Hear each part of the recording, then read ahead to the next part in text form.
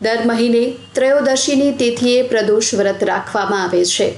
ત્રયોદશી તિથિ મહિનામાં 2 વાર આવે છે, એક સુદ પક્ષ અને બીજી વદ પક્ષમાં. આ રીતે મહિનામાં 2 પ્રદોષ ઉપવાસ હોય છે.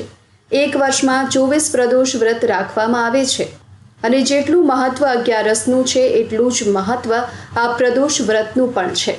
અને દર મહિને સુદ અને વદની તેરસ પર આ પ્રદોષ વ્રત રાખવામાં આવે છે. પ્રદોષ વ્રત ભગવાન શિવને સમર્પિત છે અને આ વખતે શુક્રવારના રોજ શુક્ર પ્રદોષનું વ્રત રાખવામાં આવશે. અને શુક્ર પ્રદોષની તિથિ ભગવાન શિવને અત્યંત પ્રિય છે. આજે જાણીશું શુક્ર પ્રદોષ તિથિનું મહત્વ, વ્રત કથા. આપને અમારું જો આ વિડીયો પસંદ આવે તો લાઈક કરશો, શેર કરશો અને સબસ્ક્રાઇબ કરશો, જેથી કરીને નવા વિડીયો આપને મળી શકે. સત્ય અને સુંદર આ શબ્દો શિવ સાથે સંકળાયેલા છે, જે ફક્ત જળ અને બિલ્વપત્ર ચડાવવાથી પ્રસન્ન થાય છે, પોતાના ભક્તો પર આશીર્વાદ વરસાવે છે. પ્રદોષ વ્રત શિવની પૂજા અને ભક્તિ માટે મહત્વનું છે. અને હવે જાણી લઈએ શુક્ર પ્રદોષ વ્રત મહામાસની 30 જાન્યુઆરી શુક્રવારના સવારે 11:09 શરૂ થશે અને બીજા દિવસે એટલે કે 31 જાન્યુઆરી શનિવારે સવારે 8:25 વાગ્યા સુધી રહેશે. ઉદય તિથિ મુજબ પ્રદોષનું આ વ્રત 30 જાન્યુઆરી શુક્રવારના રહેશે અને વ્રત શુક્રવારે હોવાથી શુક્ર પ્રદોષ વ્રત કહેવાય છે. મહાદેવની પૂજા માટે શુભ માનવામાં આવતું પ્રદોષ કાળ જે આ દિવસે સાંજે 5:52 શરૂ અને રાત્રે 8:26 સુધી રહેશે. એટલે લગભગ મહાદેવની પૂજા માટે 2.5 કલાકનો સમય મળી રહેશે. જો કે આ વ્રતમાં એકટાણું નથી કરવામાં આવતું, નકોરડો ઉપવાસ કરવામાં આવે છે અને ફક્ત પાણીનું સેવન કરવામાં આવે છે. સાંજના સમયે પણ પ્રદોષના દિવસે પૂજા કરવાની હોય છે. શિવજીની કૃપાથી રોગો અને દોષો પણ દૂર થાય છે અને જે પણ મનમાં ઈચ્છો તે પૂર્ણ થવાની શક્યતા રહે છે. પ્રદોષના દિવસે શિવજીના સ્ત્રોતનું પણ પાઠ કરો. દરેક કામમાં સફળતા મળશે. શિવ તાંડવ સ્ત્રોતનું પણ પાઠ કરી શકાય છે.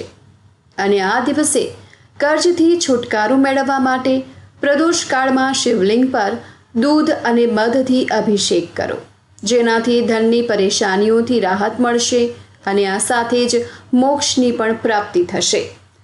અને આ દિવસે પારદનું શિવલિંગ ઘરમાં લાવવું શુભ માનવામાં આવે છે.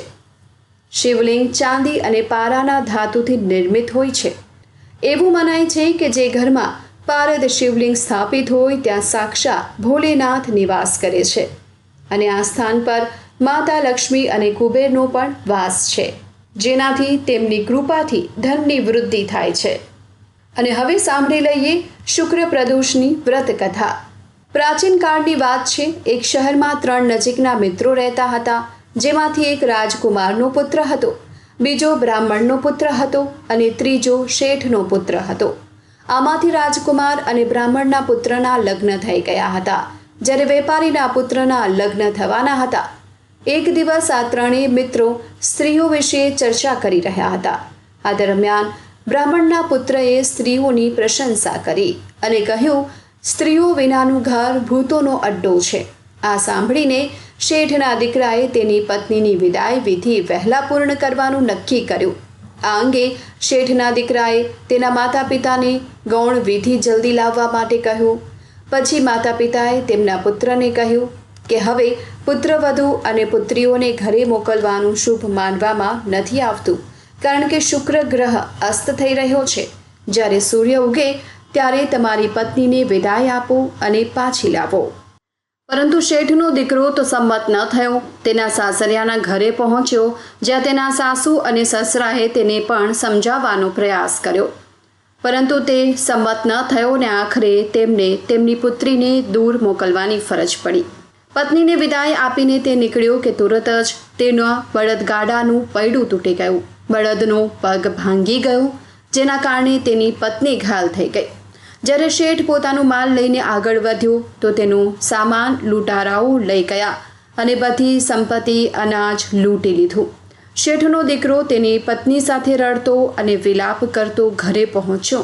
ઘરે પહોંચતાની સાથે તેને સાપ કરડ્યો. તેના પિતાએ ફરીથી ડૉક્ટરને ઘરે બોલાવ્યો અને જોયા પછી કહ્યું કે તમારો દીકરો 3 દિવસમાં ગુજરી જશે.